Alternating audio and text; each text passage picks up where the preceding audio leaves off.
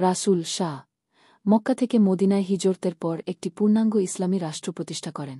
এখানে তিনি শুধুমাত্র ধর্মীয় নেতা নন, বরং রাজনৈতিক, সামরিক ও সামাজিক নেতা হিসেবেও কাজ করেন।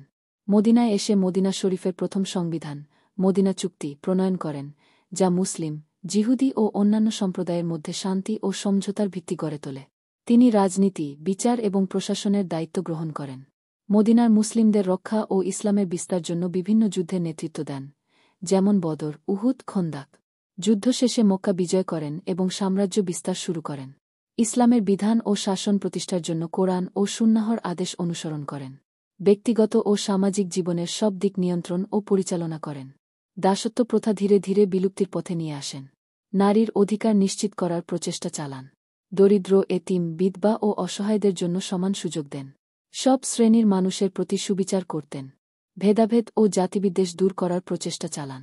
আজ আমি তোমাদের সকলকে জানিয়ে দিলাম যে আল্লাহর বাণী তোমাদের জন্য পূর্ণরূপে পৌঁছে গেছে। মুসলিমদের মধ্যে কোনো আরবের উপর অন্য আরবের উচ্চতা নেই, কিংবা অন্য জাতির উপর অন্য জাতির উচ্চতা নেই। সবাই আল্লাহর কাছে সকল মানুষের জীবন, ধর্ম, সম্মান এবং সম্পদের প্রতি সম্মান বজায় রাখতে নির্দেশ দেন। অন্যায় ও অবিচারের বিরুদ্ধে দাঁড়ানোর আহ্বান জানান। নারীদের প্রতি সদয় ও সম্মানজনক আচরণ করার তাগিদ দেন।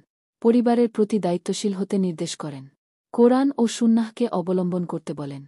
একে অপরের প্রতি দয়া, সহানুভূতি এবং সহযোগিতার কথা বলেন। অন্যের সম্পদ ও বাণিজ্য নিয়ে অবৈধভাবে লিপ্ত না হওয়ার পরামর্শ দেন। মুসলিম উম্মাহর ঐক্য বজায় রাখার ওপর জোর দেন।